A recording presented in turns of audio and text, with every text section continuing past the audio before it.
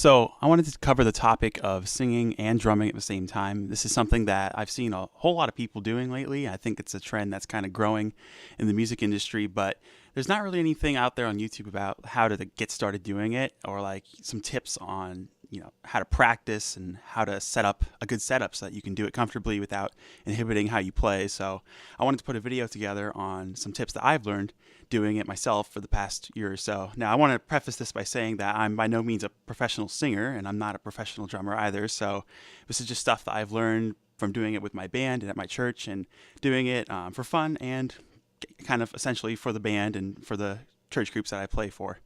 So the biggest thing that I noticed when I started singing and drumming is that the coordination is very different. Now you're hopefully singing syllables that line up with the rhythms that you're playing, and it's not always that way, but with coordinating four limbs at the same time and then coordinating not only the breath in your chest but also your mouth and your vocal cords, it can get pretty busy. So what I found immediately was that sometimes I try to sing and it would take away from the grooves I was playing, or I try to groove really hard and it would take away from some of the notes and words I was able to sing at the same time. So what I had to do was practice that, and most of my practice these days comes from just playing with people anyway. So what I did was I tried to take it slow and not trying to get in anybody's way while doing it. I wanted to do it in the background so nobody really noticed that I was messing up in the first place. And like I said, I was just singing mainly background parts and some harmonies for the band I was in. And it started out mainly with me just coming in on some parts that we discussed needing some extra vocals on. And I wrote some parts and I started practicing singing along, and then I had to play at the same time. So what I recommend for you to do, first of all, is practice your singing by itself, listening to music and singing along and making sure that you have good breath control, because when you start drumming, it's more physical and that's going to take a lot of effort to make sure that your breath control is good. And then beyond that, practice just a solid groove, making sure that you can play a consistent groove.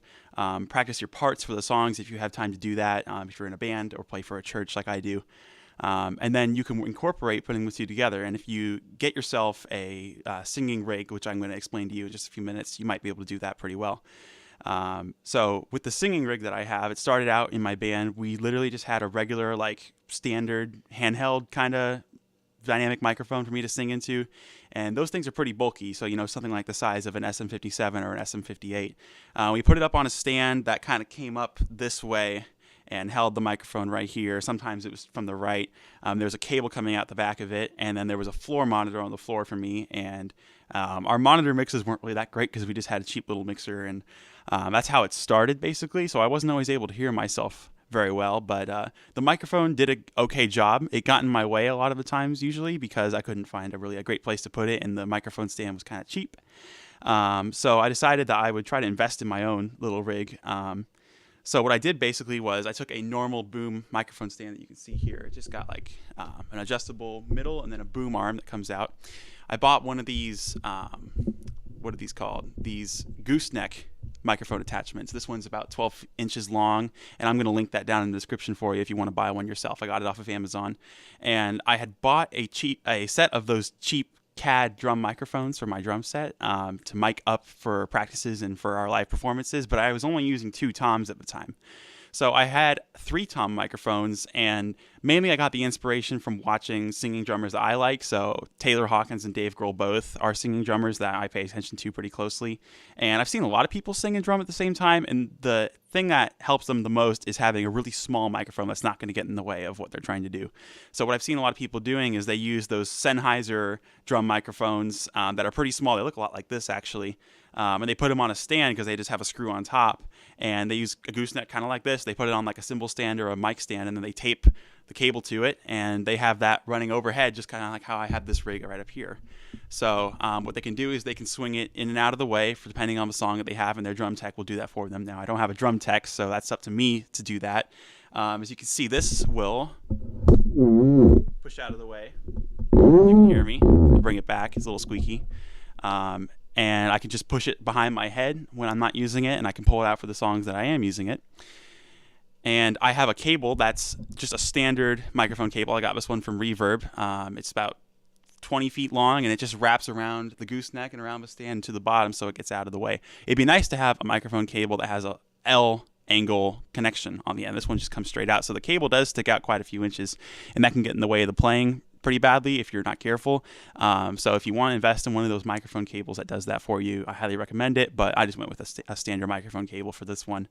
And basically what I had to do is once I set this up, I was just like, well, I'm going to get this in a comfortable position. Now, you might say, well, if I'm going to be singing, only some of the time and I don't want it to get in the way of my drums or my sticks flying all over the place, then you can raise it way up in the air so that you can like turn your head up and sing into it. And personally, that's not what I wanted to do because I heard some tips from people who do sing like semi well that I admire, that you want to keep your head and your neck at just a standard straight level. So if you're sitting straight up and down in your throne trying to have good posture, you don't want to be reaching your head way up in the air like that, because that will make it seem like you're reaching for the notes that you're trying to sing, especially if you sing high and low. And I sing like a pretty dramatic change, like sometimes low parts, sometimes really high parts that are above the melody or below. And if you raise your neck up way up, it's going to be hard to get, first of all, the low notes might project a little bit better, but the high notes will sound kind of strained and like choked out because you're reaching up in order to sing. And of course that with the physical aspect and the breath control is going to make your singing sound not that great. So I try to just keep it at a standard level setting. You can see that's right up against my mouth basically. And another technique is that you don't always want to do this, especially if you're singing background, but if you have a good mix, just keep your mouth as close to the microphone as possible when you're singing. I see a lot of people doing that because of course these drums are really, really loud and there's going to be a lot of bleed that's going to go into this microphone. If you keep your mouth up against it, although it is a omnidirectional microphone, it's mainly supposed to pick up like a tom sound come from a drum and reject everything else behind it, doesn't necessarily mean that it's going to do a very good job of that, especially with this cheap one that I have right here. And if you can tell by the way it sounds, whether it's cheap or not, it just kind of is. So you got to be really careful about that. That's why I push it out of the way, but I'm not using it because I don't want it to just sit here and pick up random noise from the drums. Now, if you have a good engineer in your band, then you could potentially, or a good mixer, you could potentially gate the microphone so that when you're speaking, it'll open up. But then when you are quiet, you have to have a really loud noise close to it that will actually make the gate open up, and that'll be for your voice. So you can just like practice singing a little bit, set the gate, and then you should be good to go after that. So the way I practiced with the drums, making sure I don't hit the microphone because it makes a huge loud pop whenever I do, which is really bad. Don't do that. Some tips that I have are, if you do rolls on your snare drum where your sticks are coming up in the air like this, I would say avoid more of the French grip where your thumbs are up and you're going up towards your face. Go for more of the American or German grip where the sticks are out, so you can move your left stick way up here to the left and then your right stick over to the right, and that'll help you with your rolls. If you're doing rolls on the toms as well, you can kind of get them out of the way when you're going down the drums. With the hi-hat, you can practice playing the hi-hat the way you normally would with the microphone in place. And if you're finding that you're coming up and hitting it, one thing you can do is that might give you an idea of how close the stick actually gets to your face, which can be dangerous if you hit yourself in the face often. So you can reach out a little bit further, get the stick away from the hi-hat, and then, of course, move the snare drum arm a little bit to the left and have it come out to the side. But other than that, you can move the hi-hat a little bit closer to the right to your rack tom, because if it's way over here, you're going to be reaching up, and every single time you come back up for a stroke, you're going to hit the microphone, which you don't want to do. Same for this crash right here. If you do what I do, where I often am crashing with both hands sometimes, just make sure that it's in a good high setting. It's kind of at the same level as the mic for me right now.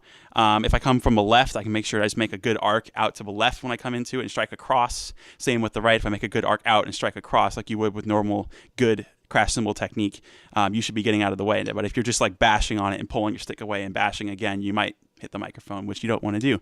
And same for the right side. I don't have that issue as much, but if I'm not careful, if I'm doing a roll down the toms, or if I'm hitting this crash and I'm like looking over here, I'm trying to do something over here with my left hand, sometimes I can hit the microphone, and that's pretty bad. So back to the gear a little bit. The way I set this up is I bought myself my own monitoring system as well, because when it comes to singing, like I said, it's pretty difficult to do, especially at first. So it's most important that you know that you're singing with good technique and you're singing in pitch.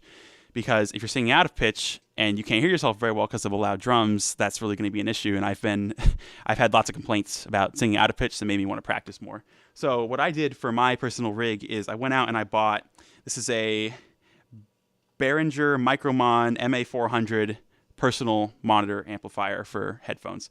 And it was literally like $20 and free shipping on reverb.com.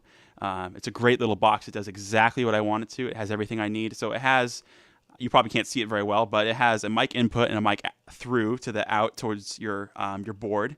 It has a ground lift switch. It has a monitor input, just a 1/4-inch monitor input, and that could be powered or unpowered because it has its own personal power supply, and that comes with it.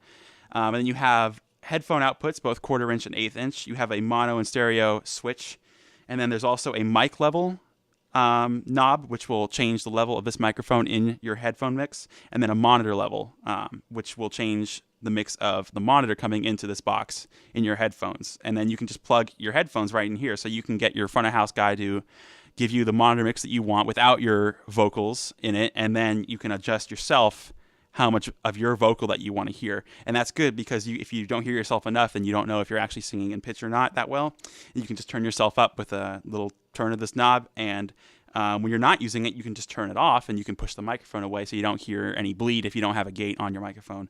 One important tip when it comes to your monitor mix, making sure that you do sing in pitch and that you're not off or you're warbly or just losing control because of the breath. I would say that just get a good mix in your monitor of, you can turn your drums down a little bit since they're kind of right in front of you. It's typically what I do, but get a good mix of, I'd say, rhythmic and tonal instruments that are in the key of the song. So like something like an acoustic guitar or a piano or something like that. Not necessarily a lead guitar, because that can change its role. It's not really something you want to reference for your pitch. And then of course, if you are playing with a lot of people and they all sing, definitely get a good mix of those people singing and your lead vocalist if you sing harmony or backup or something like that.